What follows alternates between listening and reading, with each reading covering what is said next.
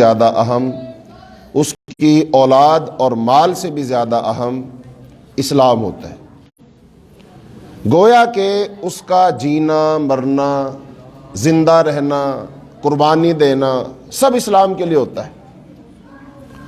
اور اگر ایک مسلمان اسلام کا کام نہ کرے تو اس کے جینے کا کوئی جواز ہی نہیں ہے، اس کے جینے کا کوئی جواز ہی نہیں بچتا۔ اس کے جینے کا جواز صرف ایک صورت میں ہے کہ وہ اسلام کا کام کرے، اسلام کو پھیلائے، اسلام کو اپنائے، اسلام کی ترقی اور ترویج، اسلام کا غلبہ اور اسلام کی تنفیذ، یہ ایک مسلمان کی زندگی کا مقصد ہے۔ اور یہ وہ مقصد ہے جو کسی انسان نے متعین نہیں کیا، بلکہ یہ اللہ رب العالمین نے متعین کیا ہے۔ یعنی اگر اللہ رب العالمین سے کوئی پوچھے کہ اللہ میری زندگی کا کیا مقصد ہے، مجھے تو کیوں کھلا رہا ہے، مجھے تو کیوں پلا رہا ہے، مجھے تو نے کیوں زندہ رکھا ہوا ہے، مجھے اتنی ساری نعمتیں تو نے کیوں دی ہوئی ہیں، آخر کیا مقصد ہے؟ تو اللہ کی طرف سے جواب یہ ہے کہ تو دنیا میں میرا کام کرے گا، میرے دین کا کام کرے گا، اسلام کا کام کرے گا، اسلام کو پھیلائے گا، اسلام کو ترقی دے گا، اسلام کو رواج دے گا، اسلام کے غلبے کے لیے کام کرے گا، یہ مقصد ہے۔ جیسا کہ قرآن پاک کی وہ آیت ہے، قل ان الصلاۃ ونسکی ومحیای ومماتی للہ رب العالمین، کہہ دیجئے میری نماز، میری قربانی، میرا جینا، میرا مرنا اللہ رب العالمین کے لیے۔ ایک شاعر کہتا ہے نا، میری زندگی کا مقصد تیرے دین کی سرفرازی، میں اسی لیے مسلمان، میں اسی لیے نمازی۔ اور ایک اور شاعر کہتا ہے، توحید تو یہ ہے کہ خدا حشر میں کہہ دے یہ بندہ دو عالم سے خفا میرے لیے ہے۔ اللہ تعالیٰ قیامت کے دن کہہ دیں بھئی یہ میرا بندہ ہے، یہ لوگوں سے خوش بھی ہوا تو میرے لیے، ناراض بھی ہوا تو میرے لیے، تعلق بنائے بھی تو میرے لیے، تعلق توڑے بھی تو میرے لیے، اس کی زندگی کا مقصد جینا مرنا میں اور صرف میں تھا۔ تو انسان اللہ کا ہو جاتا ہے۔ تو یہ انسان ایک مسلمان کی زندگی کا مقصد یہ ہے۔ اب اس کا تھوڑا مفہوم مخالف سمجھ لیجیے۔ جو شخص مسلمان ہو لیکن وہ اپنے زندہ رہنے سے، اپنے دماغ سے، اپنی سوچ فکر سے، اپنے گھر سے، اپنے مال دولت سے، اپنی اولاد سے اگر وہ اسلام کو فائدہ نہیں پہنچا رہا تو سمجھ لیجئے وہ اپنی ذمہ داری ادا نہیں کر رہا۔ یہ بہت بیسک سوال ہے، بہت بنیادی سی بات ہے۔ جو شخص اللہ کا کھا کے، اللہ کا پی کے، اللہ کی زمین پہ رہ کے، اللہ کی دی ہوئی نعمتیں استعمال کر کے، اللہ کی دی ہوئی جان استعمال کر کے، اللہ کا دیا ہوا دماغ اور دل اور آنکھیں، یہ ساری چیزیں استعمال کر رہا ہے لیکن وہ دین کا کام نہیں کر رہا، یہ بالکل ایسے ہی ہے جیسے آپ ایک اپنا ملازم رکھتے ہیں، وہ تنخواہ آپ سے لیتا لیکن آپ کا کام نہیں کرتا، بالکل ایسے ہی۔ تو اس لیے اپنی زندگی کا تھوڑا سا جائزہ لو کہ مسلمان ہونے کے ناطے سے میں کیا کر رہا ہوں۔ اور یہاں بھی دو پہلو ہیں بھائیو، ایک ہے دین کے لیے کام کرنا، ایک ہے دین کے کسی حصے پر عمل کرنا۔ ہم ایک جز کو لے کر سمجھ لیتے کل کا کام کر رہے ہیں، نہیں بھائی، کل بہت بڑا ہے۔ مثلا نماز ہے، نماز ہم نے پڑھی الحمدللہ، نماز اسلام کا ایک رکن ہے نا، ایک جز ہے۔ لیکن اگر کوئی شخص پابندی کے ساتھ 5 نمازیں پڑھتا ہے اور باقی احکام اور باقی اسلام کے تقاضے پورے نہیں کر رہا تو اسلام میں سے کتنے فیصد لے رہا وہ؟ 1%۔ تو آج ہم نے جو موضوع رکھا ہے وہ یہ ہے، ہم کیا پڑھ رہے ہیں اور ہم کیا پڑھا رہے ہیں۔ یہاں پر ہونا تو یہی چاہیے تھا، بچے ہمارے ہیں، ادارے ہمارے ہیں، تعلیم ہماری ہے، مقاصد بھی ہمارے پورے ہوتے، لیکن بچے ہمارے ہیں، تعلیم ہماری ہے، ادارے ہمارے ہیں، لیکن مقاصد کسی اور کے پورے ہو رہے ہیں۔ اور اگر ہمارے مقاصد پورے ہو رہے ہوتے تو ہم جس حال میں ہیں اس حالت میں ہم نہ ہوتے، ہماری حالت اس سے بہتر ہوتی۔ تو اس حوالے سے آج ہم بات کریں گے، ہمیں کیا پڑھنا چاہیے، ہمیں کیا پڑھنے کی ضرورت ہے۔ اور یہ سارا مضمون میں نے لکھا 3-4 دن پہلے، میرا جانا ہوا یونیورسٹی میں، UMT میں گیا، وہاں سے ہمارے بھی تعلیم کا سلسلہ چل رہا تھا، تو میں نے اپنی سند وغیرہ وہاں سے لینی تھی، تو میں وہاں گیا۔ تو یونیورسٹی کا بھری ہوئی یونیورسٹی، تعلیم کا سیشن پورا چل رہا ہے۔ تو میں ایک جگہ پہ، اونچی جگہ پہ کھڑا ہوا، ایک نظر دوڑائی، لڑکے لڑکیاں سب اکٹھے وہاں پڑھتے ہیں، کو ایجوکیشن ہے۔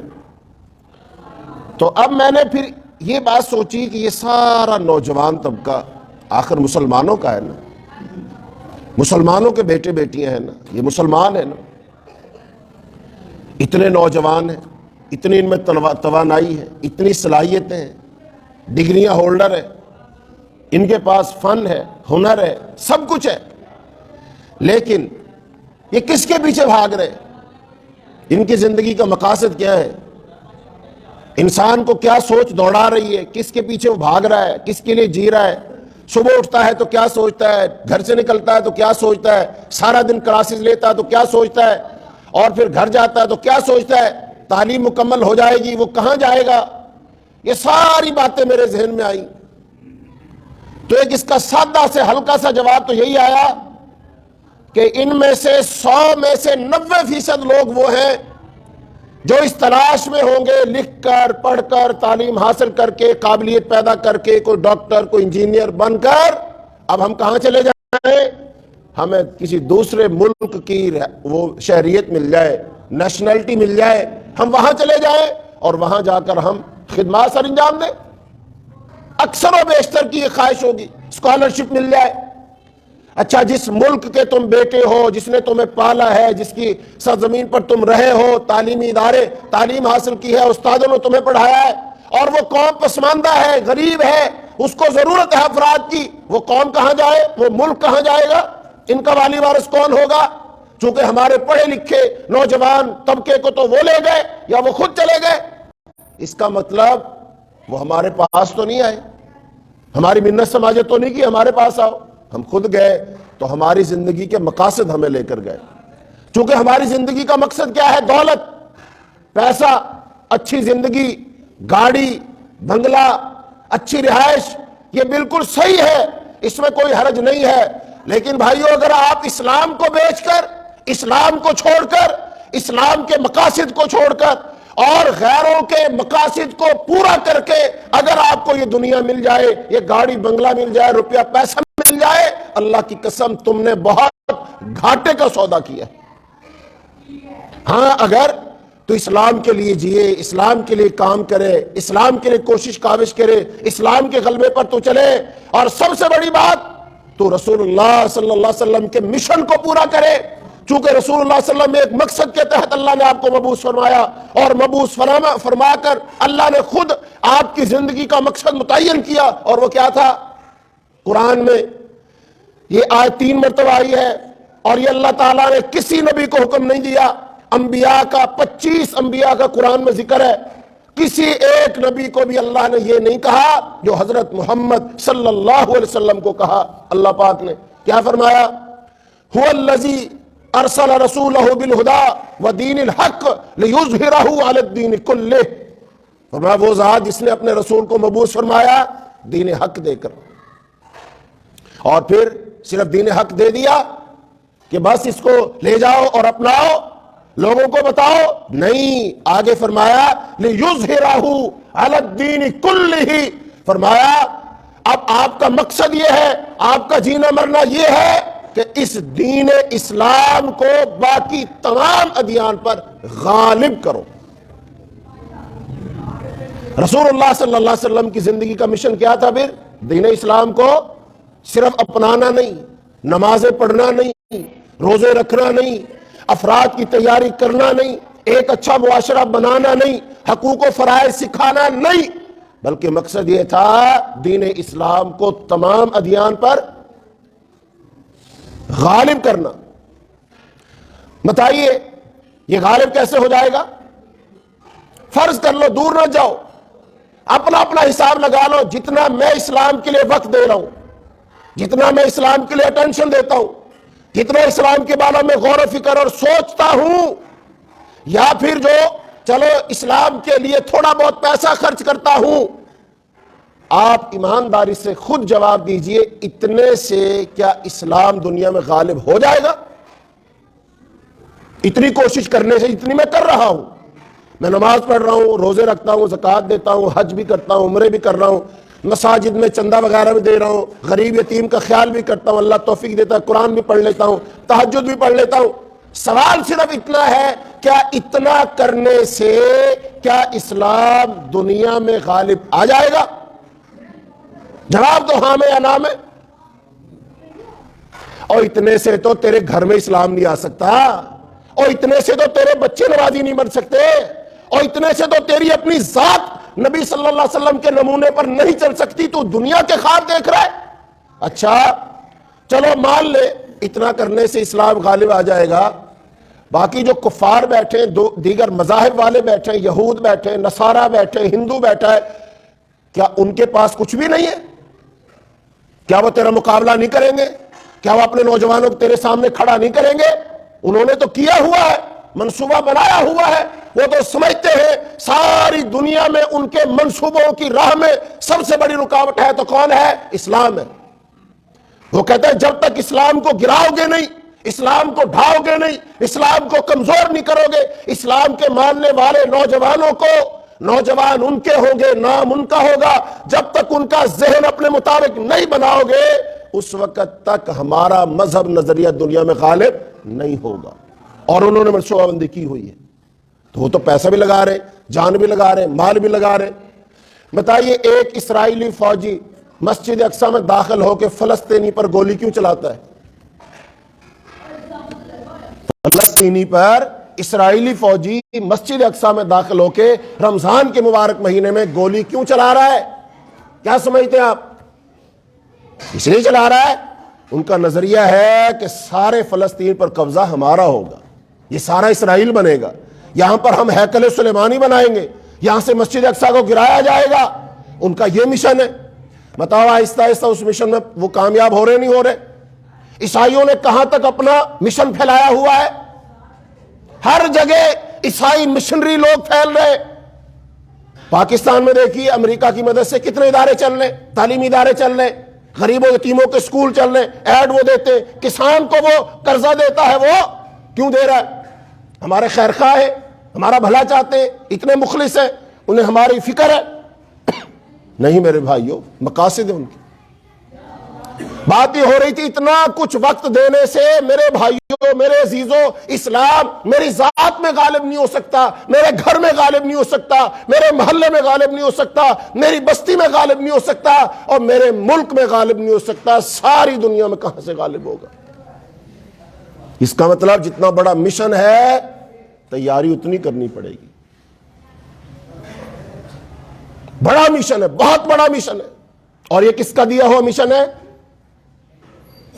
کس کا دیا ہوا مشن ہے؟ دین کو غالب کرو. ہم اللہ کے بندے ہیں نا. یہ زمین کس کی ہے؟ اللہ کی ہے. میرے پاس جو کچھ بھی ہے کس کا دیا ہوا ہے؟ اب سوال یہ ہے ساری مراعات مجھے اگر دی ہے اللہ نے کیوں دی ہے؟ کیوں دی ہے؟ مختلف اچھی اچھی فیکٹریاں ہیں، وہ اپنے ملازمین کو نا مراد دیتی ہیں. مثال کے طور اس کو اچھی گاڑی دیتی ہیں، اچھی سیلری دیتی ہیں، چھٹیاں دیتی ہیں، علاج معالجے کا اس کو پیسہ دیتی ہیں، یا پھر وہ سیر و سیاحت کے لیے جائیں ان کے لیے انہوں نے گیسٹ ہاؤس بنائے ہو، وہاں جا کر ان کو ٹھہراتے ہیں، آنے جانے کے سفر دے اخراجات کیوں دیتے ہیں؟ کوئی پوچھے اتنی اچھی گاڑی کیوں دی ہوئی ہے؟ اتنا اچھا علاقے میں رہائش کیوں دی ہوئی ہے؟ فیکٹری والے پاگل ہیں؟ اور بھائی جتنا کچھ وہ دے رہے ہیں اس سے ڈبل ٹرپل کام لے رہے. وہ بندہ ان کے لیے مفید ہے، فائدہ مند ہے. ایسی ذرا سوچیے اللہ تعالیٰ نے ہم کو کیا کچھ نہیں دیا ہوا. زمین دی ہوئی ہے، ہم زندہ ہیں اس پر، میرا یہ سارا بدن صحیح ایکٹیو ہے، کام کر رہا ہے. اللہ نے دولت دی ہے، اولاد دی ہے، یہ سب کچھ میرے لیے. اللہ سے سوال یہ اللہ کیوں دیا ہے؟ کیا مقصد ہے؟ پوچھو اللہ سے، حق بنتا ہے نا ہم جس کا کھائیں اس سے پوچھیں کیا مقصد ہے، کیوں رکھا ہے ہمیں؟ ایک مقصد ہے، هو الذی ارسل رسولہ بالہدی ودین الحق لیظہرہ علی الدین کلہ۔ اور مسلمان و اللہ کے بندے اور رسول اللہ صلی اللہ علیہ وسلم کے ماننے والے اور رسول اللہ صلی اللہ علیہ وسلم کے امتی، اور نبی صلی اللہ علیہ وسلم ایک مشن لے کر آئے تھے دنیا میں، اور جب تک آپ زندہ رہے اپنے اس مشن کے لیے کام کرتے رہے۔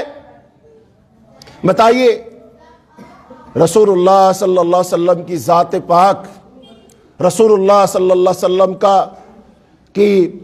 گھرانہ، نبی صلی اللہ علیہ وسلم کی جان، نبی صلی اللہ علیہ وسلم کا خون، بتاؤ زیادہ قیمتی تھا کہ آپ کا مشن؟ رسول اللہ صلی اللہ علیہ وسلم کی ذات محترم، مقدس، لائق تحسین۔ بعض لوگ تو یہاں تک کہتے ہیں نا ساری کائنات اللہ نے بنائی حضور کے لیے، حضور کو نہ بھیجتے تو کائنات نہ بناتے۔ نظریہ تو غلط ہے لیکن چلو ایک دفعہ مان لیں سمجھنے کے لیے ہم۔ اچھا تو سب کچھ اس لیے، اب حضور پاک کس لیے؟ حضور پاک کس کے لیے در بدر آپ پھرے؟ مکہ کی گلیوں میں آپ کیوں ٹھوکریں کھاتے تھے؟ لوگ آپ پر کیوں کوڑا پھینکتے تھے؟ لوگ آپ کو کیوں گالیاں دیتے تھے؟ لوگ کیوں آپ کو پاگل کہتے تھے؟ آپ مکہ کو چھوڑ کر 10 ہجری میں طائف کیوں گئے؟ طائف والوں نے آپ کے ساتھ جو سلوک کیا وہ تاریخ کا حصہ ہے۔ پھر آپ نے مکہ جیسا مقدس شہر چھوڑ کر بتاؤ مدینہ منورہ کیوں گئے؟ ہجرت کیوں کی؟ پھر آپ نے جنگیں کیوں لڑی؟ کوئی تو مقصد ہوگا۔ کیا وجہ، کیا سمجھ آتا آپ کو؟ چونکہ آپ کو اللہ نے ایک مشن دیا تھا، وہ مشن آپ کی جان سے بھی زیادہ مقدس تھا۔ اس لیے رسول اللہ صلی اللہ علیہ وسلم فرمایا، اس بات کو دھیان سے سمجھ لو، فرمایا رسول اللہ صلی اللہ علیہ وسلم لوددت ان اقتل فی سبیل اللہ ثم احیا ثم اقتل ثم احیا ثم اقتل ثم احیا ثم اقتل ثم احیا ثم اقتل ثم احیا ثم اقتل ثم احیا ثم اقتل ثم احیا ثم اقتل ثم احیا ثم اقتل ثم احیا ثم اقتل ثم احیا ثم اقتل۔ اور نبی صلی اللہ علیہ وسلم کی امت کے لوگوں اس جملے کو سنو، آپ نے فرمایا اللہ کی قسم میں چاہتا ہوں، اللہ کی قسم میں چاہتا ہوں کہ میں اللہ کی راہ میں قتل کر دیا جاؤں، میں پھر زندہ کیا جاؤں، پھر قتل کیا جاؤں۔ یہ جملہ آپ نے کتنی دفعہ بولا؟ 10 مرتبہ بولا۔ تو اس کا مطلب آپ کس کے لیے قتل ہونا چاہتے تھے؟ اپنی جان کس کے لیے پیش کرنا چاہتے تھے؟ دین اسلام کے لیے۔ تو اس کا مطلب مقصد تو واضح ہو گیا۔ اور رسول اللہ صلی اللہ علیہ وسلم نے تو یہ لفظ 10 مرتبہ دہرائے، اور کبھی تو بیٹھ کر تنہائی میں ہی دہرا کہ میں چاہتا ہوں اے اللہ تو مجھے اپنی راہ میں قبول کر لے، اللہ میں تیری راہ میں قتل کر دیا جاؤں، یا اللہ میں پھر زندہ کیا جاؤں، میں پھر قتل کیا جاؤں، میں پھر زندہ کیا جاؤں، میں پھر قتل کیا۔ اور میں نے تو آج تک یہ دعا نہیں مانگی، میں تو قتل ہونے کا سوچتا ہی نہیں ہوں، میں تو اس راہ میں جان دینے کے بارے میں سوچ ہی نہیں سکتا ہوں۔ کیوں نہیں سوچتا؟ کیا جو لوگ ایسا سوچتے نعوذ باللہ وہ پاگل ہیں، بیکار لوگ ہیں، انہیں سمجھ نہیں آئی؟ کہو رسول اللہ صلی اللہ علیہ وسلم نے کیا فرمایا؟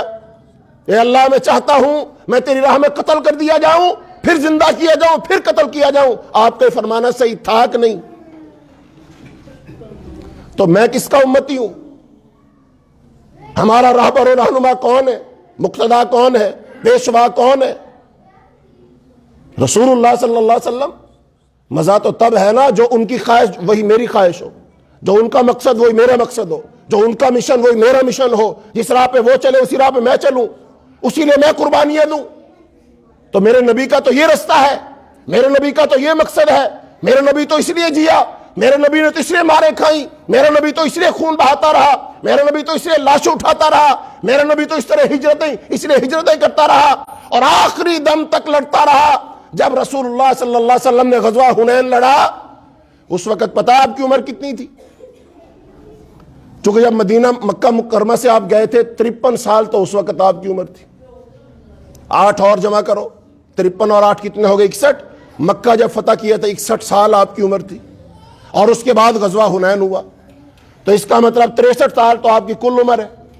تو اس کا مطلب جب بڑھاپے کے عالم میں تھے اس وقت گھوڑے پہ سوار ہو کر ہاتھ میں تلوار اٹھا کر دین اسلام کے غلبے کے لیے آپ اپنے گھر سے نکلے ہوئے تھے.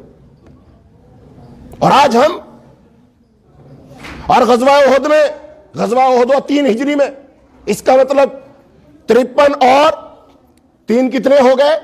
56 سال کے تھے جب رسول اللہ صلی اللہ علیہ وسلم غزوہ احد میں 2 زرہ پہن کر کافروں کے مقابلے میں آئے تھے، اور آپ کو پھر ایک گڑھے میں آپ گر گئے تھے. آپ کے چہرہ مبارک پر خود کی کڑیاں دھنس گئی تھی، 2 دندان مبارک آپ کے ٹوٹ گئے تھے، 70 صحابہ کرام شہید ہوئے تھے، اور آپ کے سب سے عزیز چچا حضرت حمزہ رضی اللہ تعالیٰ عنہ کو غزوہ احد میں شہید کیا گیا. نہ صرف شہید کیا گیا بلکہ آپ کا مسلح کیا گیا. ہندہ آئی تھی اور اس نے اپنے غلام سے کہا تھا تیرا مشن یہ ہے کہ تو نے نبی کے چچا حمزہ کو قتل کرنا ہے، اور تو نے اگر قتل کر دیا میں تجھے آزاد کر دوں گی بطور انعام کے. تو وہ آیا تھا اور اس نے قتل کیا تھا، اور پھر اس نے جا کر اپنی مالکن کو بتایا تھا، اور مالکن پھر حضرت حمزہ رضی اللہ تعالیٰ کی لاش پہ آئی تھی، اور آ کر اس نے پھر اپنا خنجر نکالا، اور خنجر نکال کے نبی کے چچا کے ہونٹ کاٹے، ناک کاٹا، کان کاٹے، آنکھیں نکالی، زور سے مارا، خنجر سینے پر چیرا، اور پھر دل نکالا، اور پھر اس دل کو چبانا چاہا. اب حساب لگائیے رسول اللہ صلی اللہ علیہ وسلم کے سامنے جب حضرت حمزہ کی لاش آئی ہوگی تو کیا گزرا ہوگا؟ کس کے لیے ہوا یہ سب کچھ؟ کس لیے ہوا یہ؟ سوچیں. ہمیں تو خراش بھی نہیں نا آج تک دین اسلام کے لیے، خراش نہیں آئی، کوئی سفر نہیں کیا، کوئی تھکاوٹ نہیں ہوئی، ہم گھر سے نہیں نکلے.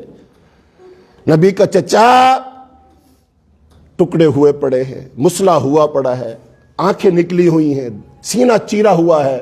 نبی صلی اللہ علیہ وسلم کے سامنے جب لایا گیا، صحابہ کرام کہتے ہیں ہم نے رسول اللہ صلی اللہ علیہ وسلم کو روتے ہوئے دیکھا، اور آپ اتنے روئے، اس سے زیادہ ہم نے کبھی آپ کو اس سے پہلے روتے ہوئے نہیں دیکھا.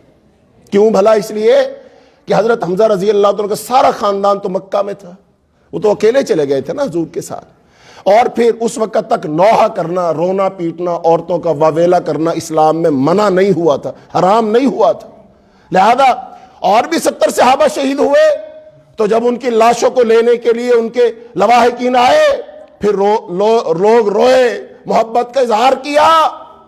لیکن نبی صلی اللہ علیہ وسلم نے دیکھا حمزہ کے لیے تو کوئی رونے والا بھی نہیں ہے. آپ کی اور چیخیں نکل گئی، حمزہ کے لیے تو آج کوئی رونے والا بھی نہیں ہے. بتائیے حضرت حمزہ سے کوئی پوچھے بھائی تو نے اپنی جان کیوں دی؟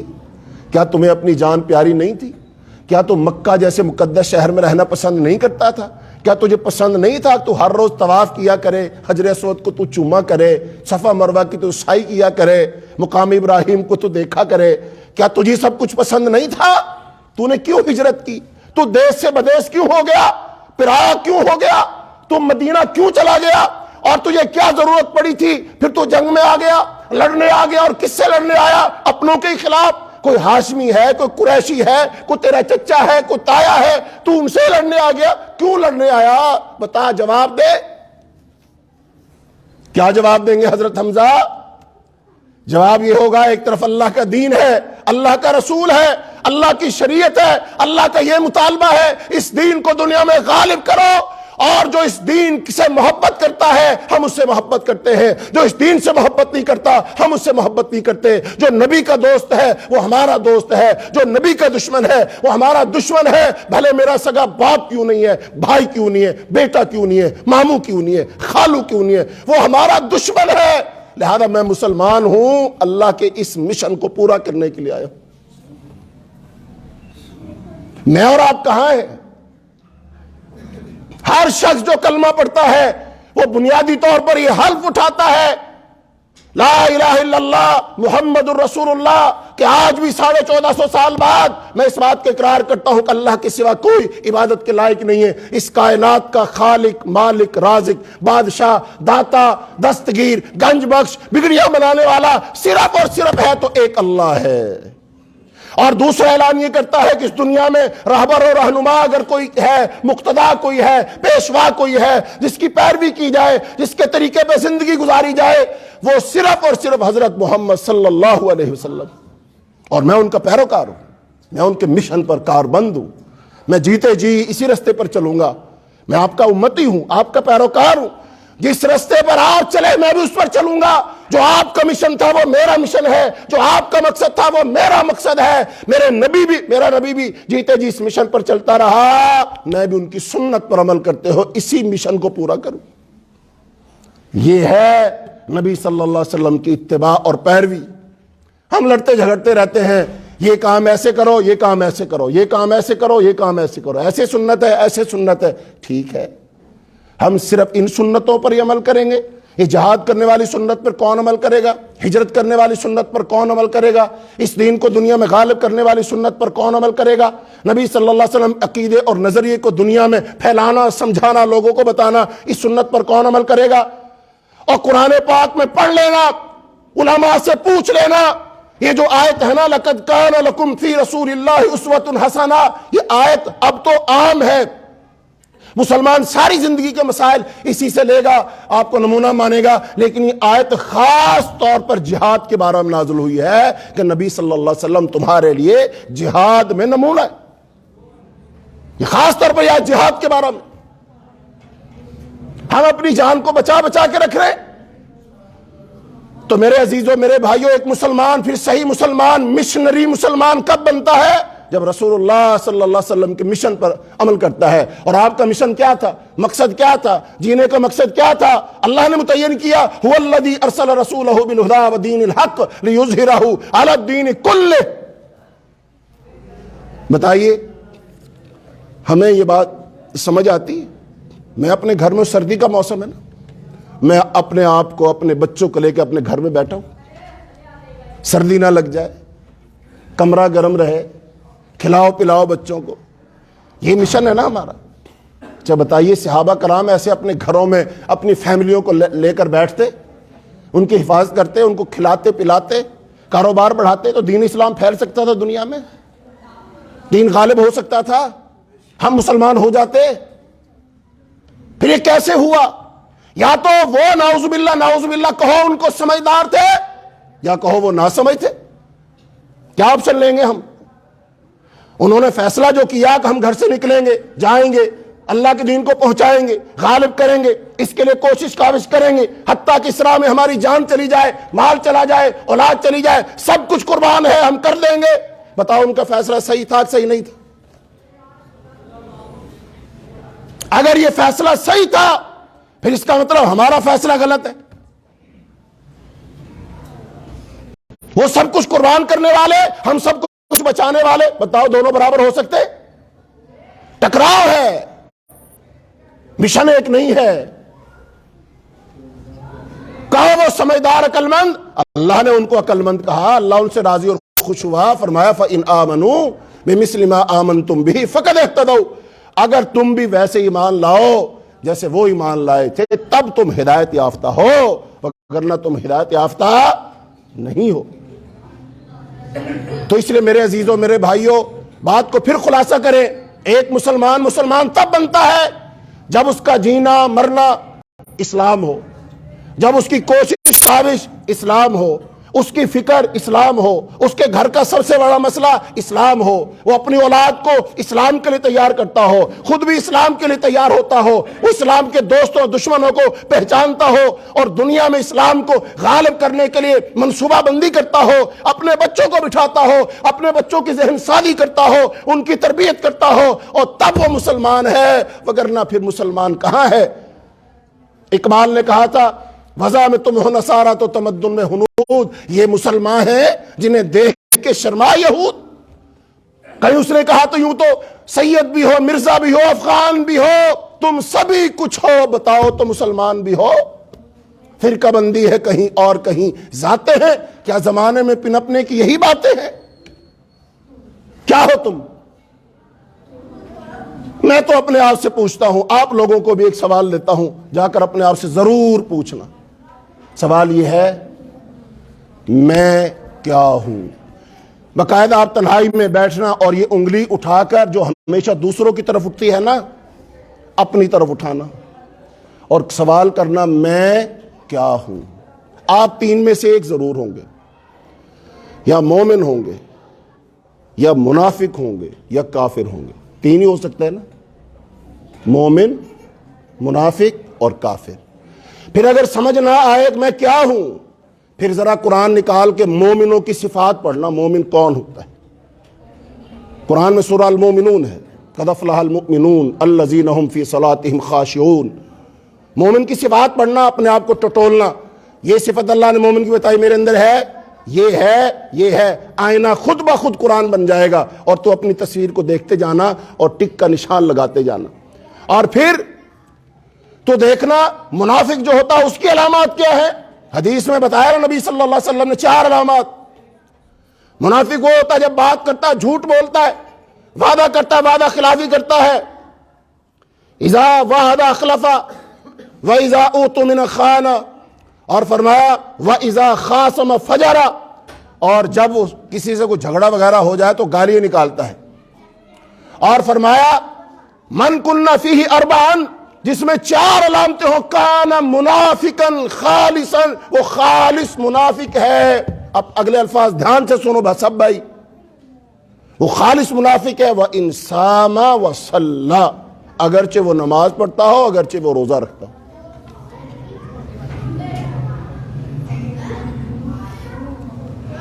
بات کرتا ہے جھوٹ بولتا ہے، وعدہ کرتا ہے وعدہ خلافی کرتا ہے، امانت رکھی جائے تو خیانت کرتا ہے۔ اور چوتھی علامت، اگر کسی جھگڑا ہو جائے، ہو سکتا ہے جھگڑا تو انسان کا اپنے بیٹے سے بھی ہو سکتا ہے، بھائی سے ہو سکتا ہے، باپ سے ہو سکتا ہے، محلے دار سے ہو سکتا ہے، دوست سے ہو سکتا ہے، جھگڑا تو ہو سکتا ہے۔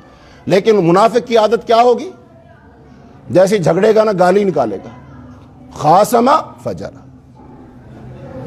ان 4 باتوں کو سامنے رکھ کے حساب لگانا میں کیا ہوں۔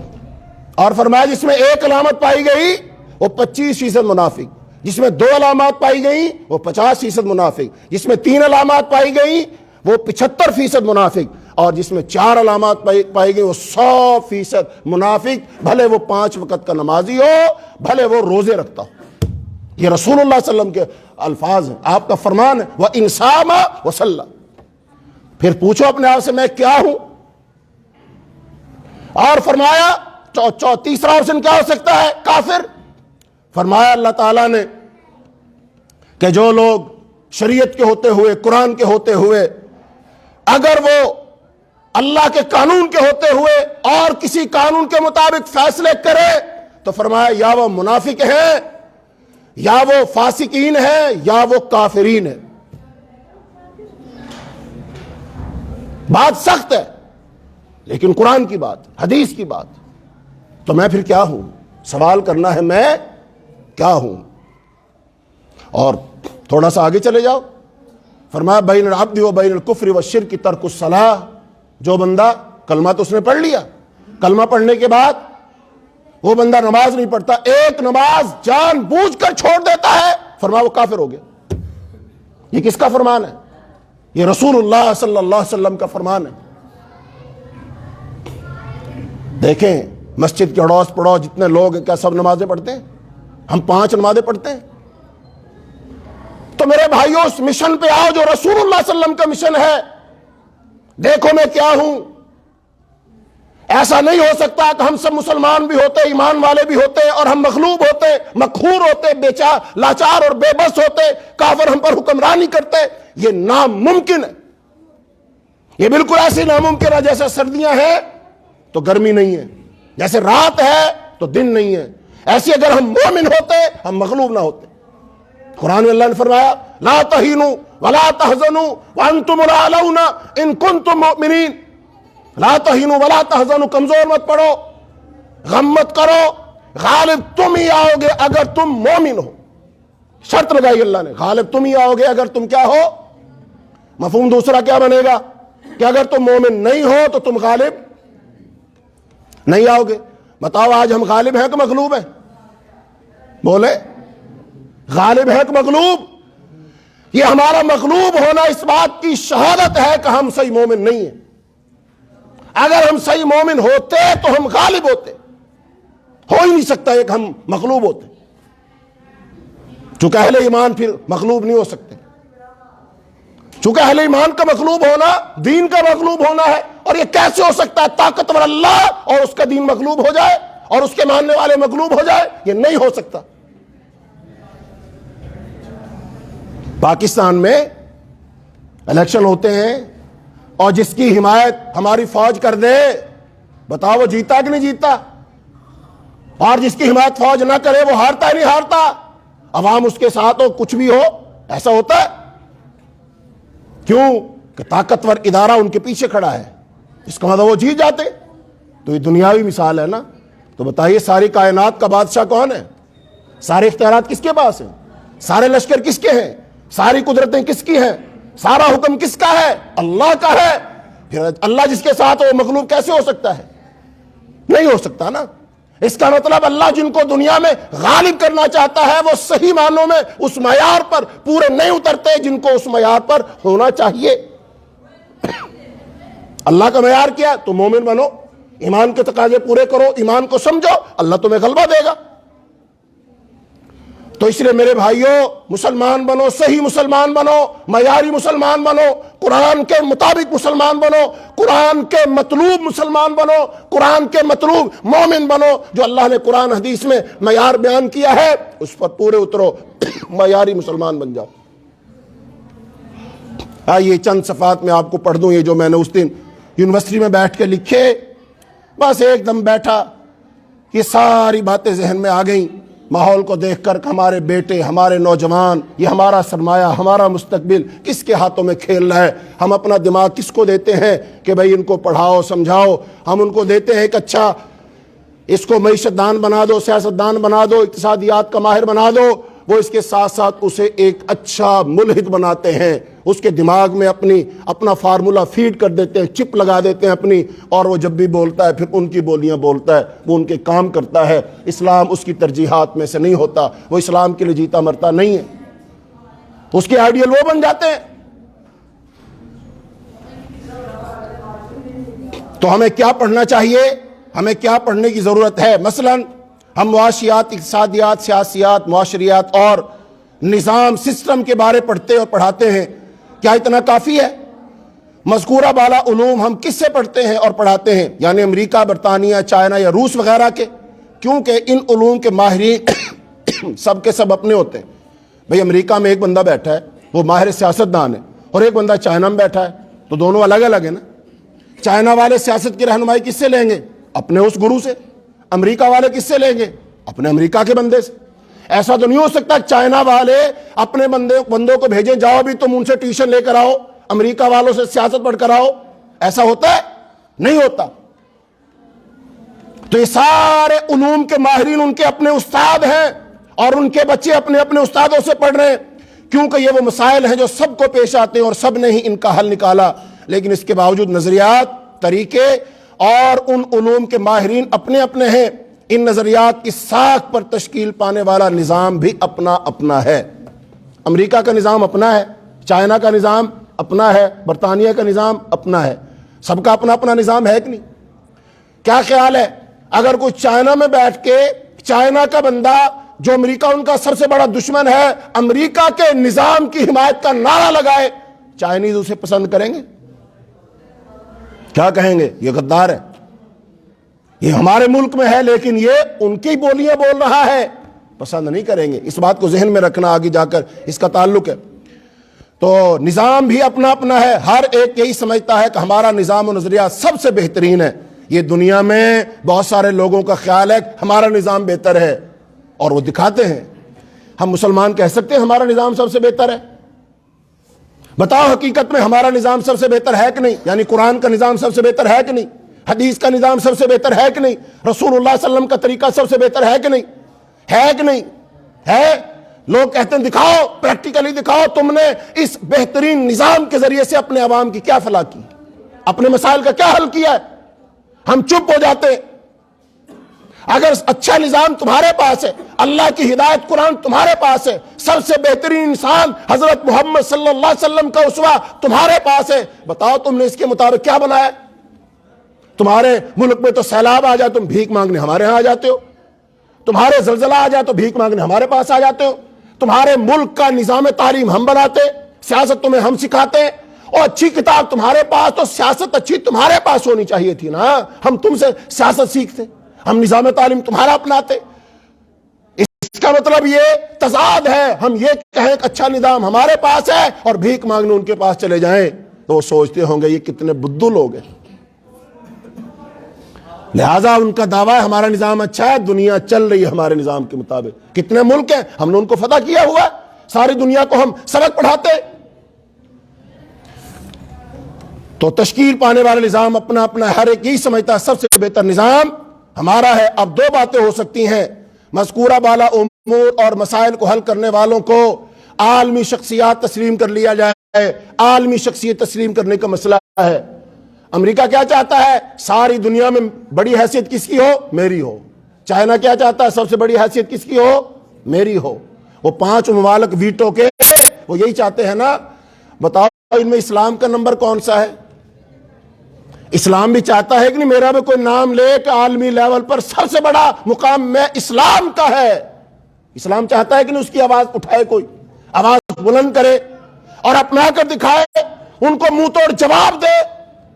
اسلام بھی چاہتا ہے، اسلام چاہتا ہے میرے بیٹے، میرے جوان، میرے لیے قربان ہونے والے لوگ، میں جس پیغمبر کے ذریعے دنیا میں آیا اس نبی کا نام لینے والے لوگ کہاں ہیں؟ میرا نام بلند کرے۔ میں چاہتا ہوں اسی شدت کے ساتھ، اسی طاقت کے ساتھ، اسی پاور کے ساتھ میرا نام بھی لینے والے دنیا میں ہوں جیسے کفر کا نام لیا جا رہا ہے۔ اور شیطان والے شیطان کی بولیاں بڑھ چڑھ کر بول رہے ہیں نا، یہ رحمان والے کہاں سو گئے؟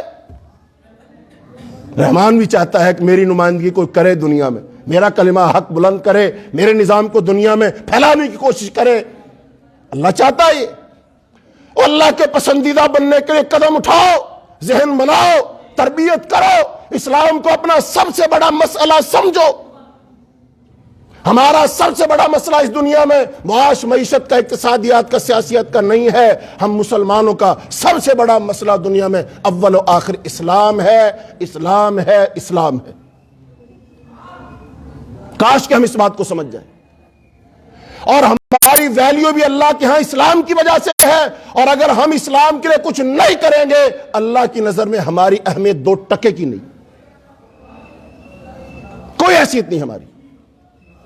ہماری حیثیت ہے تو صرف اسلام کی وجہ سے کہ ہمارے دل میں، دماغ میں، جذبات میں، خیالات میں، خواہشات میں، معاشیات، اقتصادیات میں، گھر میں، ہر جگہ اسلام کا غلبہ ہے۔ ہم اسلام کو ترقی دینا چاہتے ہیں، اللہ اس لیے ہمیں تھوڑی ویلیو دیتا ہے۔ وگرنہ فرعون نے اللہ کا کیا بگاڑا تھا؟ کیا بگاڑا تھا اس نے؟ لیکن وہ اللہ کا دشمن تھا، اللہ نے اسے غرق کیا، تباہ و برباد کیا۔ اس نے کہا نہیں میں رب ہوں۔ ہم نے بھی بہت سارے اپنے رب بنا رکھے۔ قرآن میں اللہ نے فرمایا اتخذوا احبارهم ورهبانهم اربابا من دون اللہ، انہوں نے اللہ کے علاوہ اپنے احبار اور رہبان کو رب بنا لیا۔ اللہ نے فرمایا قرآن میں افرأیت من اتخذ الہہ ہواہ، کیا تو نے اس شخص کو دیکھا ہے جس نے اپنی خواہش نفس کو اپنا الہ بنا رکھا ہے؟ فرعون نے کہا تھا نا میں رب ہوں، تو کیا ہم نہیں کہہ رہے ہم رب ہیں، ہم الہ ہیں، میری خواہش میری الہ ہے، میں خواہش کے لیے کام کروں گا، خواہش کے لیے جیوں گا مروں گا، خواہش جو دل میں آئے گی میں اس کے لیے اقدام کروں گا؟ کیا ہم نہیں سوچتے ایسا؟ یہ اللہ نے فرمایا، قرآن کی آیت ہے کہ اللہ کی بات جھوٹی ہو سکتی ہے؟ ایک اللہ کا حکم، ایک میرے دل کا حکم، بتاؤ کس کی بات مانتے ہیں؟ بتائیں۔ ایک اللہ کا حکم یہ کرو، دل کہتا نہیں، کس کی بات مان رہے ہیں؟ کس کی بات مان رہے ہیں ہم؟ دل کی۔ تو یہ دل کس کے مقابل آ گیا؟ اللہ کے۔ ایک طرف اللہ کا حکم، ایک طرف دل کا حکم، برابر کھڑے۔ تو جو دل کی بات مان رہا ہے وہ دل کو الہ مان رہا ہے۔ یہ اللہ کا شکوہ ہے، وما قدر اللہ حق قدری، اے لوگو جو اللہ کی قدر کرنے کا حق تھا تم نے اللہ کی قدر، تم تو دل کے مقابلے میں اللہ کو کوئی حیثیت نہیں دیتے، اپنے دل کی بات مانتے ہو۔ کہاں اللہ رب العالمین اس کائنات کا خالق مالک، اور کہاں تیرا دل؟ تو اپنے دل کی زیادہ سنتا، اللہ کی کم سنتا ہے۔ بہرحال عالمی شخصیت ماننے کا مسئلہ ہے، عالمی شخصیت تسلیم کر لیا جائے جو سب کی ہیں، ان پر کسی ایک قوم یا علاقے کا حق نہیں، نتیجتاً ان سب کے فرمودات کو ملا کر ایک، یہ لفظ دھیان سے سن لو، ملٹی سلوشن فارمولہ نکلے گا کہ دنیا کے مسائل کو حل کرنے کے لیے کچھ باتیں اسلام سے لے لو، کچھ باتیں یہودیت سے لے لو، کچھ باتیں عیسائیت سے لے لو، کچھ باتیں ہندو مذہب سے لے لو، ان 4-5 بڑے مذاہب کو ملا کر ایک فارمولہ بنا لو، بھئی اس کے ذریعے دنیا کے مسائل حل ہو سکتے ہیں۔ اللہ کو یہ قابل قبول ہے؟ یہ اللہ کو قابل قبول ہوگا کہ میری زمین پر میرے بندے مسائل کو حل کرنے کے لیے کیا کون سا فارمولہ بنا رہے ہیں؟ سارے مذاہب کو ملا کر ایک چٹو بٹے میں کوٹ کے چٹنی بنا لو۔ نہیں، اللہ چاہتا ہے نہیں، میرے دین کے آ جانے کے بعد کوئی نظریہ نہیں چل سکتا، کوئی خیال نہیں چل سکتا، کوئی پالیسی نہیں چل سکتی، چلے گا اللہ کا حکم۔ لہ الخلق والامر، اللہ کی مخلوق ہے، اللہ کا حکم چلے گا۔ ان الحکم الا للہ، اللہ کا حکم چلے گا، اللہ کے حکم کے سوا کوئی حکم نہیں چلے گا، یہ اللہ چاہتا ہے۔ لیکن کافروں نے ہمیں کیا سلوشن دیا؟ ملٹی سلوشن، سارے رنگ نظر آئے، سارے شیڈ نظر آئے، سارے خیالات نظر آئے اور ساری دنیا خوش بھی ہو جائے، مکسچر بنا دو۔ نہیں، یہ مکسچر اللہ کو پسند نہیں۔ یہ تو آیا تھا نبی صلی اللہ علیہ وسلم کے پاس، لوگ آئے تھے مکے میں، انہوں نے آ کر یہی تو کہا تھا کچھ تمہاری باتیں کچھ ہماری باتیں۔ اللہ نے سورت نازل کی، فرمایا قل یا ایھا الکافرون لا اعبد ما تعبدون، ان کافروں سے کہہ دیجئے اے کافرو میں اس کی عبادت نہیں کروں گی جس کی تم عبادت کرتے، لکم دینکم ولی دین، تمہارے لیے تمہارا دین، ہمارے لیے ہم کسی فارمولے پر عمل نہیں کریں گے۔ مدینہ میں مکہ میں رگڑا کھایا نا صحابہ کرام نے، بھی اسی وجہ سے کھایا، مشکلات آئیں، پریشانیاں آئیں، تکلیفیں آئیں، مارا گیا، کوڑے لگائے گئے، انگارے بچھائے گئے، گھسیٹا گیا، نکالا گیا، لیکن سب کچھ برداشت کیا، لیکن یہ ملٹی سلوشن فارمولے پر عمل نہیں کیا۔ کافر آج یہی چاہتے ہیں ہم اس بات کو مان لیں، تسلیم کر لیں، اور ہمارے جیسے کچھ سر پھرے لوگ ہیں جو نہیں مانتے، باقی اکثر لوگ تو مانے ہوئے ہیں۔ لہذا فارمولہ بنایا جائے جس کے مطابق عالم انسانیت کے مسائل حل کر لیے جائیں، یا پھر دوسرا لفظ سن لو، ملٹی مائنڈ انسان تیار ہوں گے۔ ایک مسلمان، ایک انسان، اس کا دماغ ایسا تیار کیا جائے گا، ایک مذہب کی ویلیو ختم۔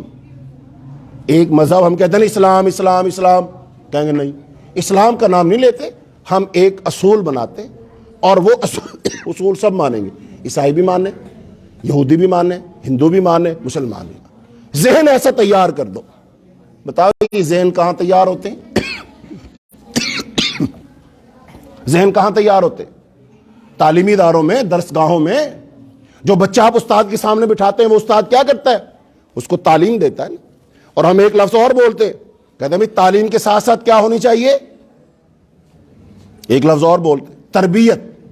تعلیم و تربیت، لہذا تربیت کریں تو وہ کہیں گے لاؤ بھائی ساری دنیا کا ایک نظام تعلیم بنائے، ہمارے تیار کردہ استاد ہوں گے، وہ بچوں کو پڑھائیں گے اور وہ تربیت بھی کریں گے، تعلیم بھی دیں گے۔ اب جو ان سے پڑھ کر بندہ تیار ہوگا وہ کیسا ہوگا؟ اسلام کے غلبے کی بات کرے گا؟ نہیں، وہ کہے گا اسلام کو غالب کرنا، یہ تو شدت پسندی۔ بھئی ہر ایک کو زمین پر رہنے کا حق حاصل ہے، سب رہیں گے، یہ تو شدت پسندی ہے، یہ تو غلط ہے۔ وہ کہتے ہیں جینے دو، جیو اور جینے دو، خود بھی جیو دوسروں کو بھی جینے دو۔ کیا اسلام کی پالیسی یہ ہے؟ اسلام کہتا ہے ہاں جیو، سب جیو، لیکن اسلام کی بڑھائی مانو، اسلام کی برتری مانو، اسلام کا غلبہ مانو۔ جب بھی رسول اللہ صلی اللہ علیہ وسلم بھیجا کرتے تھے کسی علاقے میں لشکر، تو آپ کہا کرتے تھے بھئی جا کر 3 باتیں کرنا ان سے۔ نمبر 1، سب سے پہلے کہنا ہم تم سے جنگ کرنا نہیں چاہتے، تم اسلام قبول کر لو، تم ہمارے بھائی بن جاؤ گے، سب کچھ تمہارا ہی رہے گا، حکومت بھی، مال دولت گھر بار سب تمہارا، ہم کچھ نہیں لیں گے، ہم مال و دولت کے بھوکے نہیں ہیں۔ اور اگر یہ بات نہ مانے پھر ان سے دوسری شرط یہ رکھنا ان کے سامنے، اگر تم اسلام قبول نہیں کرتے نہ کرو، پھر جزیہ دو ہمیں، اسلام کی برتری مانو، تسلیم کرو کہ اسلام سب سے کیا ہے؟ اعلیٰ و بالا ہے، جزیہ دو گے، ٹیکس دو گے۔ اور اگر وہ یہ بات بھی نہ مانے پھر کہہ دو بھئی اب تمہارے اور ہمارے درمیان تلوار فیصلہ کرے گی، یعنی جینے کا حق اسے جو جیتے گا۔ تم جیت گئے تم جینا، ہم جیت گئے ہم جیئیں گے، ایسا نہیں ہو سکتا تم اپنے نظریے پر جیو اور ہم اپنے، یہ نہیں ہو سکتا۔ بتاؤ یہ کس کا طریقہ ہے؟ کس کا طریقہ ہے یہ رسول اللہ صلی اللہ علیہ وسلم کا طریقہ۔ صحیح ہے غلط ہے؟ صحیح ہے غلط ہے؟ بولیں تو صحیح. تو یہ آج بھی صحیح ہے, یہ قیامت تک کے لیے صحیح ہے. ہم کہاں جاتے ہیں کسی کے پاس؟ ہماری ماشاءاللہ 7 لاکھ کی فوج ہے. کہاں کے لیے لشکر روانہ ہوئے؟ کہاں کے لیے فوج روانہ ہوئی؟ ہمارے تو پڑوس میں کشمیریوں کا بھرکس نکال دیا انہوں نے مار مار کر. ہندوستان میں ظلم پہ ظلم ہو رہا, مسجدوں پہ مسجدیں گر رہی ہیں, مسلمان قتل ہو رہے ہیں, دہائیاں دے رہے ہیں پوری دنیا میں. کہاں بھیجا ہم نے لشکر؟ فلسطین والے چیخ رہے, چلا رہے. وہاں کی بہو بیٹیاں محمد بن قاسم کی داستان سنتی ہیں, صلاح الدین ایوبی کا انتظار کرتی ہیں, محمود غزنوی کی تاریخ پڑھتی ہیں کہ کوئی صلاح الدین آئے گا, کوئی محمود غزنوی آئے گا, کوئی محمد بن قاسم بن کر آئے گا. کہاں ہے؟ کہاں ہے محمد بن قاسم؟ اس وقت کے سپہ سالار نے تو حکم دیا کہ جب تک دیبل کے ساحل سے, اس کے قلعے سے, راجہ داہر کی قید سے اس مسلمان بیٹی کو آزاد نہیں کرایا جائے گا, حجاج بن یوسف چین سے نہیں بیٹھے گا.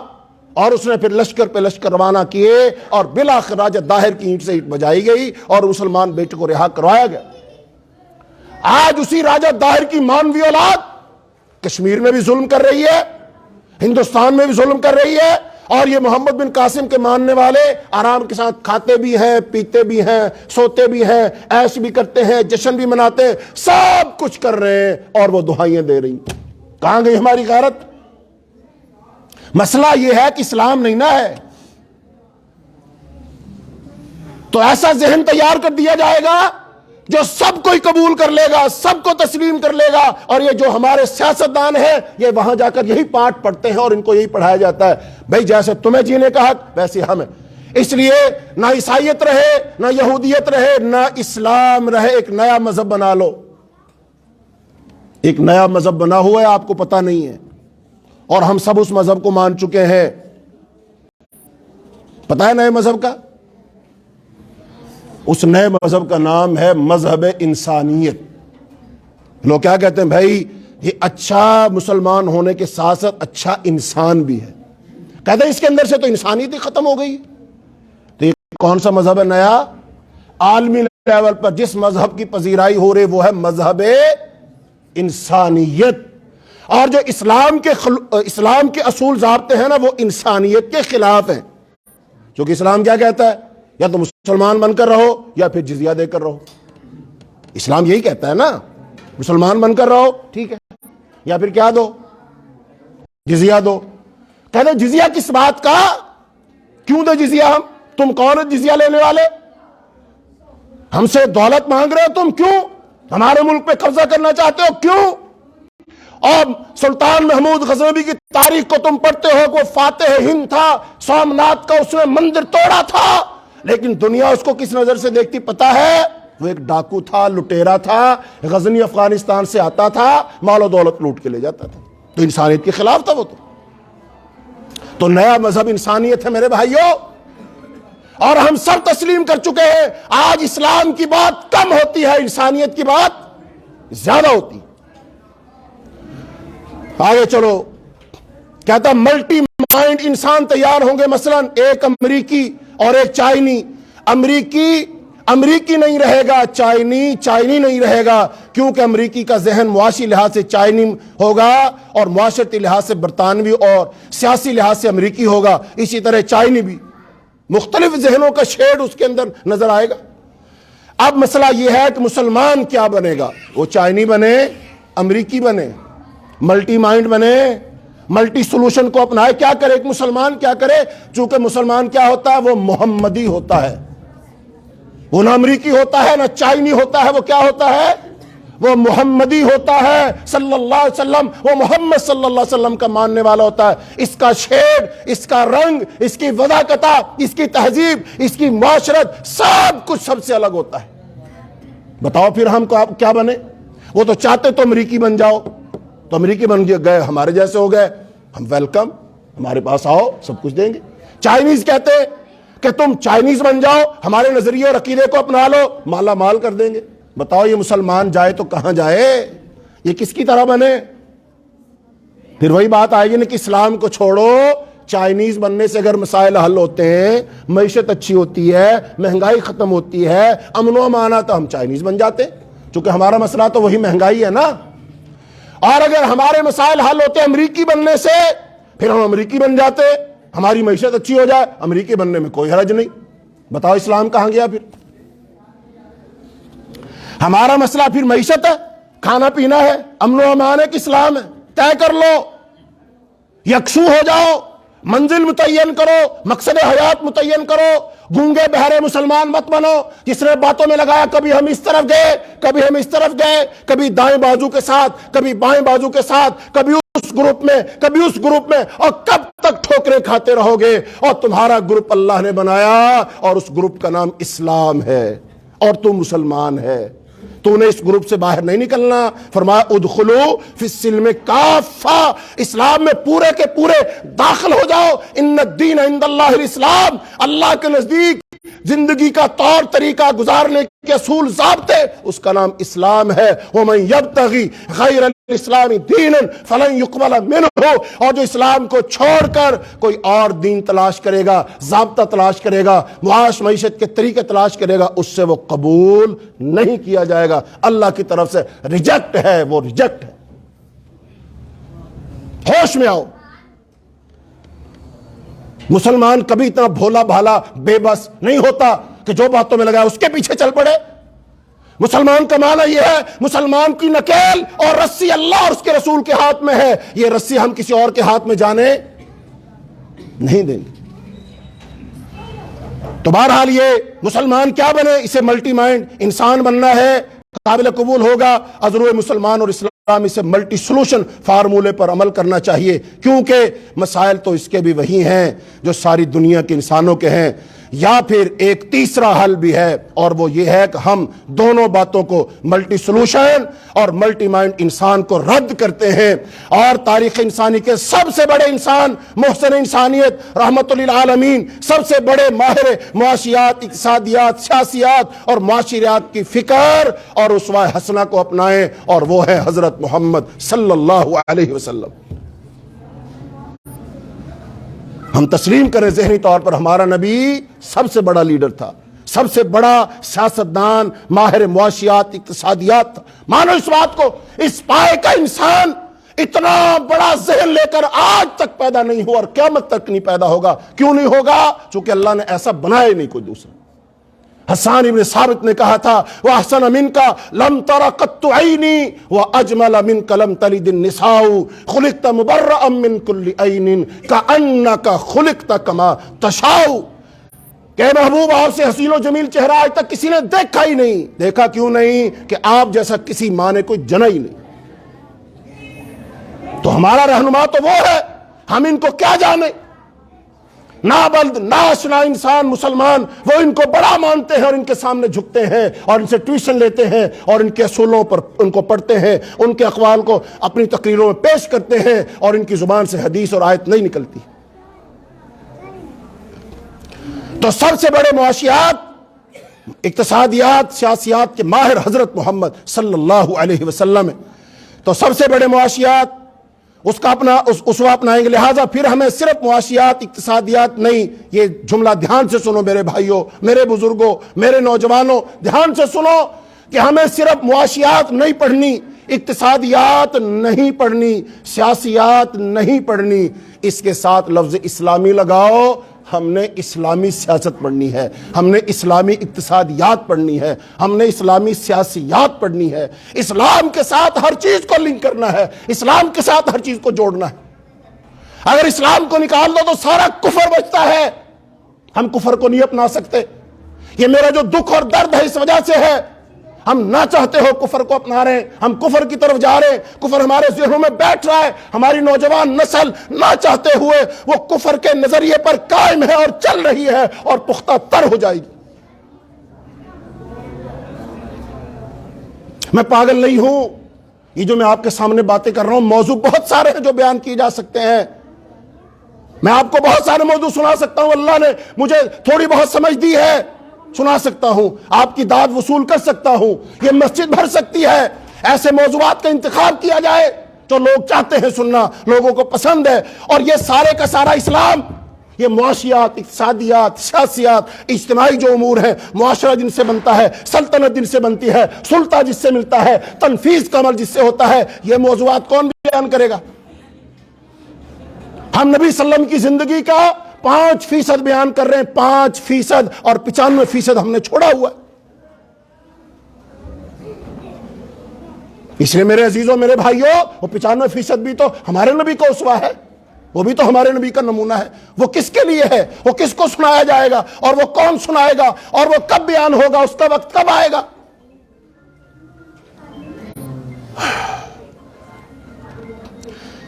ہم نے پڑھنا ہے اسلامی معاشیات، اسلامی اقتصادیات، اسلامی سیاسیات، اسلامی معاشریات کو پڑھنا اور پڑھانا پڑے گا۔ یہی ایک مسلمان کو زیب دیتا ہے۔ لیکن جب تم معاشیات پڑھو، دنیا کو کوئی اعتراض نہیں، لیکن جب تم اسلامی معاشیات پڑھو گے نا، سب کو اعتراض ہوگا۔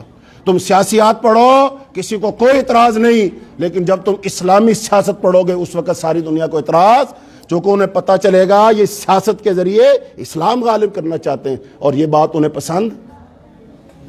پاکستان صرف جمہوریہ پاکستان نہیں ہے جیسے جمہوریہ چین وغیرہ، بلکہ یہ اسلامی ملک ہے۔ ابھی تو صرف اسلامی ملک ہے، اور اللہ کرے مسلمان ملک بن جائے۔ اب اسلامی ملک میں اور مسلمان ملک میں زمین آسمان کا فرق ہے۔ بتاؤ، ہمارا ملک اسلامی ہے کہ مسلمان ملک ہے؟ راہیل صاحب، یہ لفظ سن رہے ہیں آپ؟ اسلامی ملک ہونا اور مسلمان ملک ہونا الگ الگ ہے۔ اسلامی ملک وہ ہوتا ہے جس کی صرف اسلام کی طرف نسبت ہو، اور مسلمان وہ ہوتا ہے جو اسلام کو اپنا چکا ہو۔ تو ابھی ہم کیا ہیں؟ نسبت ہے، اپنایا۔ اور جیسے منگنی ہوتی ہے، اور منگنی میں کیا ہوتا ہے؟ اس کو کیا کہتے ہیں؟ نسبت ہو گئی ہے۔ اس لڑکی کی کیا ہو گئی ہے؟ نسبت ہو گئی۔ کیا مطلب؟ رشتہ ہو گیا، شادی تو نہیں نہ ہوئی۔ شادی ہونے اور منگنی ہونے میں فرق ہے کہ نہیں؟ منگنیاں تو ٹوٹ جاتی ہیں، نسبت تو ٹوٹ جاتی ہے۔ یہ ہے نسبت، کہتے ہیں برادر نسبتی۔ کس کو کہتے ہیں؟ سالہ جی کو کہتے ہیں برادر نسبتی۔ تو نسبت، تعلق۔ تو ہمارا بتاؤ، اسلام سے صرف نسبت ہے کہ ہم مسلمان ملک ہیں؟ جب شادی ہو جاتی ہے پھر وہ نسبت نہیں رہتی، وہ اس کی بیوی بنتی ہے، پھر بیوی بنتی ہے، پھر نسبت نہیں، کیا بن گئی؟ بیوی بن گئی۔ تو بتاؤ، ہم مسلمان ملک ہیں کہ اسلامی ملک ہیں ابھی؟ اور کب تک اسلامی رہیں گے؟ مسلمان کب ہوں گے؟ یہ فرق ہے، سمجھنا اس بات کو۔ اچھا، مسلمان ملک بن جائے، مسلمان پاکستان۔ اب اسلامی ملک اور مسلمان کا جو فرق ہے، جو ایک ذی شعور مسلمان ہی سمجھ سکتا ہے، ورنہ تو اسے فقط لفظ گیری ہی کہا جائے گا۔ اصل بات یہ ہے کہ اسلامی ملک میں ہر علم اسلام کے مطابق پڑھنا اور پڑھانا چاہیے، کیونکہ یہی تو ہمارا اور ہمارے وطن عزیز کا امتیاز ہے۔ لہذا اصل اصول کے طور پر تو اسلام کو پڑھانا چاہیے، ہاں تقابل کے طور پر دوسرے غیر اسلامی علوم کو پڑھ لینا چاہیے، کوئی بات نہیں، ان کو پڑھ لو تقابل کرنے کے لیے۔ اسلام کیا کہتا ہے، وہ کیا کہتے ہیں، اس لیے نہیں پڑھنا کہ سبھی کچھ وہ ہے، نہیں، پہلے تسلیم دل سے یہ کرنا ہے، اعلیٰ و بالا اسلام ہے، اسلام میں خیر بھلائی ہے، فلاح ہے۔ ہاں دوسروں کو بھی ہم پڑھ سکتے ہیں ان کو سمجھانے کے لیے۔ غیر اسلامی حل، یعنی اسلام کے علاوہ جن انسانوں نے انسانوں کے مسائل کو حل کرنے کے لیے حل پیش کیا ہے، ان کو بھی پڑھا جا سکتا ہے، لیکن اسے ہم بہت تھوڑی سپیس دیں گے، حصہ بقدر جسہ، کیونکہ اسلامی ملک میں تو سب سے بڑا جسہ ہر میدان میں، ہر فیلڈ میں یقین اسلام کا ہی ہوگا۔ اسلام سے بڑا جسہ تو اور کسی کا نہیں ہے۔ بتاؤ، دنیا میں سب سے پائیدار مذہب نظریہ کون ہے؟ اسلام کے پائے کا کوئی ہے؟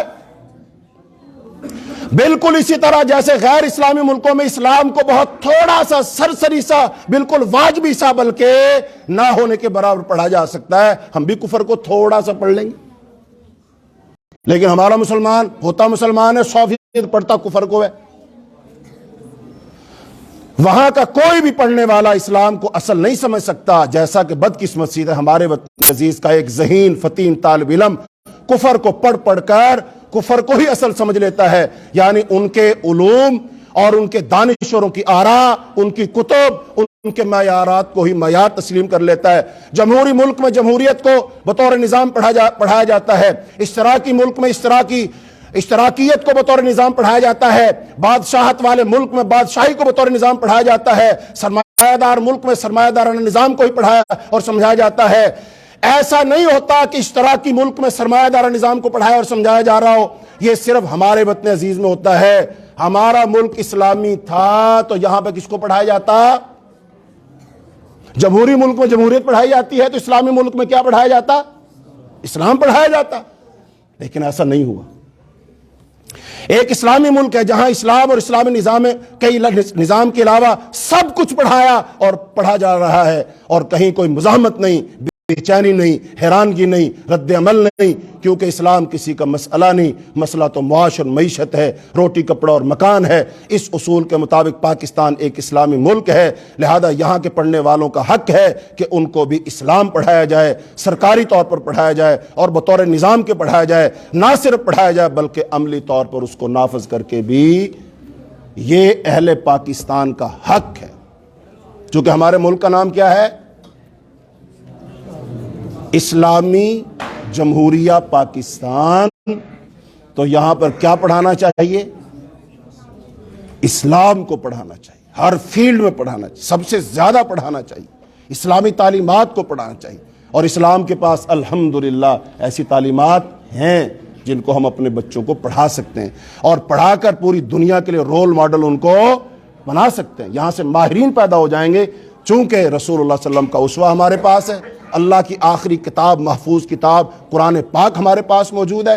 ان دو کے علاوہ ہمیں اور کچھ نہیں چاہیے۔ تو میرے بھائیوں، میری ان باتوں کو سمجھو، سمجھاؤ لوگوں کو، کوشش کرو اسلام کی طرف آؤ، اسلام کو اپنا مسئلہ بناؤ۔ اللہ تعالی ہم سے دین کا کام لے لے، اللہ ہمیں اسلام کا ہم سے کام لے لے، اللہ اسلام کے غلبے کا ہم سے کام لے لے، اسلام کی تنفیذ کا ہم سے کام لے لے، اللہ ہمارے گھروں کو چن لے، اللہ ہماری اولادوں کو چن لے، اللہ ہم سے اپنے دین کا کام لے لے، اللہ ہم ناکاروں سے، اللہ ہم گناہگاروں سے اپنے دین کا کام لے لے۔ اللہ دل بہت دکھتا ہے جب کفر دنیا میں سر چڑھ کے بولتا ہے اور اسلام کے خلاف بولتا ہے، اللہ بہت دل دکھتا ہے۔ اللہ اسلام کو قوت عطا فرما، اللہ اسلام اور مسلمان کو غلبہ عطا فرما، اللہ اسلام کو غالب کر کے اللہ ہمارے دلوں کو ٹھنڈا کر دے، اللہ ہماری آنکھوں کو راحت دے دے، اللہ ہمارے قلب و ذہن کو اطمینان بخش دے، اللہ ہمیں توفیق دے دے، اللہ ہمیں توفیق دے دے، اللہ ہمیں اسلام کو غالب کرنے کی توفیق دے، اللہ ہمیں صحیح معنوں میں محمدی بنا دے، اللہ صحیح معنوں میں رسول اللہ صلی اللہ علیہ وسلم کا ماننے والا بنا دے، اللہ ہمیں ایسا بنا دے کہ ہم تجھے پسند آ جائیں۔ اللہ ہم سے، ہماری نسلوں سے، ہمارے ماں باپ بہن بھائیوں سے، اللہ ہمارے مال دولت کو اللہ اپنے دین کے لیے قبول فرما لے، اللہ ہم سے دین کا کام لے لے، اللہ ہمارے جینے مرنے کا مقصد اپنے دین کو بنا دے، اللہ اسلام کو بنا دے، اللہ شرازہ بندی کرنے کی توفیق دے دے، اللہ تنظیم سازی کی توفیق دے دے، اللہ اپنے مخلص بندوں کو جمع ہونے کی توفیق دے دے، اللہ جو دین کے لیے قدم اٹھا سکیں، جرت سے بات کر سکیں، دین کے غلبے کے لیے اپنی جانیں قربان کر سکیں، اللہ ہمیں وہ توفیق عطا فرما دے۔ اللہ یہ ملک، اللہ ہمارا ملک ہے، اسلام کے نام پر بننے والا ملک، اللہ اس کی حفاظت فرما، اللہ اس میں امن و امان عطا فرما، اے اللہ اس کی حفاظت کرنے والے بیٹوں کی حفاظت فرما، اللہ جو اس کی سرحدوں کے محافظ ہیں اللہ ان کی حفاظت فرما، اللہ جو اس ملک کے دشمن ہیں اللہ ان کو ہدایت دے دے، اگر ان کے نصیب میں ہدایت نہیں تو انہیں نیست و نابود فرما دے، اللہ جو فوجی جوان شہید ہو رہے اللہ ان کی شہادتوں کو قبول فرما لے، اللہ جو اسلام دشمن، پاکستان دشمن اللہ انتشار پھیلانا چاہتے اللہ ان کو ناکام و نامراد بنا دے۔ اللہم انا نسألک الجنت الفردوس، اللہم انا نسألک الجنت الفردوس، اللہم انا نعوذ بک من عذاب النار، اللہم انا نعوذ بک من عذاب النار، اللہم اشف مرضانا ومرض المسلمین، اللہم اشف مرضانا ومرض المسلمین۔